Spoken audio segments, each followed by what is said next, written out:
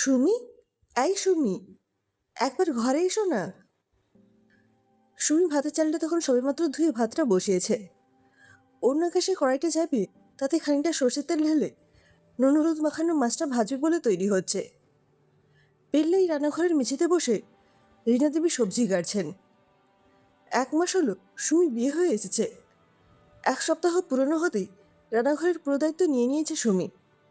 রীনা দেবী প্রথম দিকটা একটু চিন্তায় থাকলেও দেখলেন হাতে রান্না আছে মেয়েটার, বাকিটা নিজে শিখিয়ে পড়িয়ে নিয়েছেন। কোথায় গো সুমি, আসো একবার। পলাশের চিৎকারে কান পাতা দেয় সেন বাড়িতে। পিঙ্কি ঘর মুছতে মুছতেই একবার রান্নাঘরে এসে বলল, আরে বৌদি, তোমায় দাদা ডাকছে তো। তারপর ফিসফিস করে বলল, চোখে হারাচ্ছে তো। এতটা ফিসফিস করে বলেছে যে রীনা দেবী পরিষ্কার শুনতে পেয়ে মাথা নিচু করে সবজিতে মন দিলেন। ওনারই একটাই ছেলে পলাশ, একদম মনের মতো করে মানুষ করেছেন। সংসার করতে করতে যত অভাব অভিযোগ পেয়েছিলেন নিজের মানুষটা থেকে, সেসব ঘাটতি পূরণ করেছে ছেলের মধ্য দিয়ে। মুখ তুলে দেখলেন রীনা দেবী সুমি তখনও মাছ ভাজছে। শুনলেন সুমি চিৎকার করে বলল, আসছি। 1 মাস ধরে মেয়েটাকে দেখছেন রীনা দেবী। এইরকমই ছেলের বউ চেয়েছেন উনি, শিক্ষিত কিন্তু ঘরোয়া। রোজগারের বউ ঠিক পোষাবে না রীনা দেবীর। চোখ না ফোটা অবধি অন্তত রীনা দেবীর কথা মতো চলুক। উনি জানেন যতক্ষণে উনি যেতে বলবেন এই মেয়ে নড়বে না এখান থেকে। আরে পরে না, এক্ষুনি আসো। পলাশ আবার চিৎকার করতেই একটু যেন ঘাবড়ে গেল সুমি। বিয়ের 1 মাস হলো, কখনো কোনো ডাক বা নতুন বউ বলে আলাদা করে সোহাগ এসব দেখেনি সুমি। আজ তাহলে কি এমন হলো? মনে মনে ভেবেই ভাজা হয়ে যাওয়া মাছের পিঠটা আস্তে করে উল্টে দিল সুমি। তারপর ভাতের গ্যাসটা কমিয়ে যেতে যাবে, তক্ষণে শুনল রীনা দেবী বলছেন, গ্যাসটা কমিয়ে রেখে যা না, কি বলছে দেখ। সুমি মাথা নাড়িয়ে গ্যাস কমিয়ে দিয়ে ঘরে গেল। রীনা দেবী মুখ উঁচিয়ে দেখে নিলেন গ্যাসটা ঠিক করে কমিয়েছে কি না। এইসব ছোটোখাটো ব্যাপারে প্রচুর কথা শুনেছেন রীনা দেবী একসময়। তখন উনি সুমির থেকেও অনেক ছোট। তখন থেকেই ইচ্ছে ছিল উনি ওনার বউয়ের সাথে এইরকমই করবে। আজ বয়সের সাথে সাথে সেই রাগটা আর নেই, তাও মনের মধ্যে সারাদিন খচখচ করে কিছু একটা। মাংসের আলু পেঁয়াজ কেটে কাঁচা আম কাটতে বসলেন রীনা দেবী। মেয়েটা ঘরে গেছে মিনিট 5 হয়ে গেল। ইচ্ছে হচ্ছে চিৎকার করে ডাকি, মাছগুলো পুড়বে এবার। বলতে বলতে গজগজ করে উঠে মাছগুলো নেড়ে চেড়ে তুলে গ্যাসটা বন্ধ করে দিলেন। কি এমন কথা যে অসময়ে ঘরে ঢুকে যেতে হয়? চোখ লজ্জাও নেই। মনে আছে রীনা দেবীর বিয়ের প্রথম প্রথম দুপুরগুলোতে যখন ওনার পর বাদলবাবু বাড়ি থাকতেন, একসাথে শুতেন না, পাছে মা রাগ করে। ওতে তার বর্তমান যখন মিলতে বসেছে, এই সময়গুলো বড্ড অস্বস্তি হয় রীনা দেবীর। অনেক কিছু ইচ্ছে করছে, কিন্তু পাচ্ছে না। অগত্যা বসে আম কাটতে লাগলেন। কিছুক্ষণের মধ্যেই হন্তদন্ত হয়ে ঢুকলো সুমি। চোখে মুখে কেমন লজ্জা মাখা খুশি। নতুন বিয়ে হয়েছে ওদের, এটা হতেই পারে। আর এই রবিবারটাতেই বাড়ি থেকে পলাশ। সুমি সেই গ্যাস জ্বালিয়ে কড়াই তেলটা গরম হতে দিল। ততক্ষণে ভাতের মাঠ ঝেড়ে কেটে রাখা আলু তেলে ছাড়তেই দেখল পলাশ রান্নাঘরে এসে হাজির। তারপর সরাসরি এসে রীনা দেবীর কাছে এসে নিচু হয়ে বসে বলল, মা, তুমি ওকে বোঝাও। রীনা দেবী মুখ তুলে অবাক হয়ে তাকিয়ে বললেন, কি হয়েছে? পলাশ বলল, মা, কাল তোমাকে আমি সংসার খরচে টাকা দিয়েছি তো। নতুন বউয়ের সামনে ছেলের মুখে এ কেমন কথা? বেশ অবাক হলেন রীনা দেবী, কিন্তু বুঝতে না দিয়ে বললেন, দিলি তো, কেন? পলাশ বলল, বাবা যা দেয় সংসারে আমার না দিলেও চলে, তাই তো। রীনা দেবী আরও বিপাকে বললেন, বড্ড লজ্জা লাগছে এবার। এ কি শিক্ষা ছেলের? বইয়ের সামনে মাকে অপমান! এ তো বাদলবাবু থেকেও এক কাঠে ওপরে। কিন্তু মনে থাকলেও মুখ একদম স্বাভাবিক রেখে রীনা দেবী বললেন, তোর বাবার যা পেনশন তোর ছেলে মেয়েকেও খাওয়াতে পারবে, আর তুই যা দিচ্ছিস সে তো জমবেই, আমাদেরটা আর কে খাবে? পলাশ বলল, সেটা কথা না, এটা আমার দায়িত্ব। তোমরা অনেক কষ্ট করে আমাকে একটা জায়গা করে দিয়েছ, সেটা শুধু নিজে খাবো, নিজে ভোগ করবো বলে? রিনা দেবী সত্যি ব্যাপারটা ধরতে পারছেন না কি চলছে। তাকিয়ে দেখলো সুমি মাছের ঝোল নামিয়ে কাঁচা আম দিয়ে ডালটা সাঁতরাতে শুরু করে দিয়েছে। মুখে কোনো কথা নেই।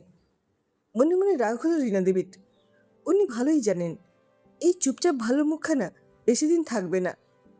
যে বিয়ের 1 মাসের মধ্যে হিসেব নেয় যে বর মাকে কি দেয় আর কত ভালো হবে।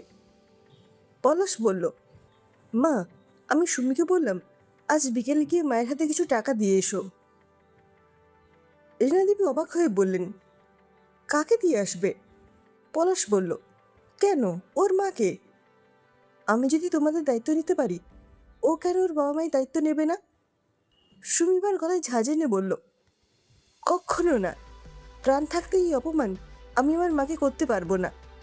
আমি যদি কিছু করতাম দিতাম, করতাম তো, না শেখাতাম বাচ্চাদের, তখন বাড়িতে মায়ের প্রয়োজনীয় জিনিস এনে দিতাম তো। তাই বলে তোমার টাকা? পলাশ বলল, আমার টাকা কি তোমার টাকা না? সুমি বলল, এখনো না। পলাশ এবার রিনা দেবীর দিকে অসহায়ভাবে তাকালো। রিনা দেবী এতক্ষণ সবটা বুঝলেন।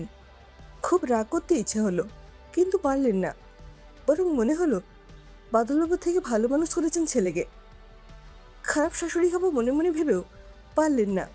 বলে দিলেন সুমিকে, এই আবার কি কথা সুমি? স্বামীর টাকাই তো বইয়ের টাকা হয়।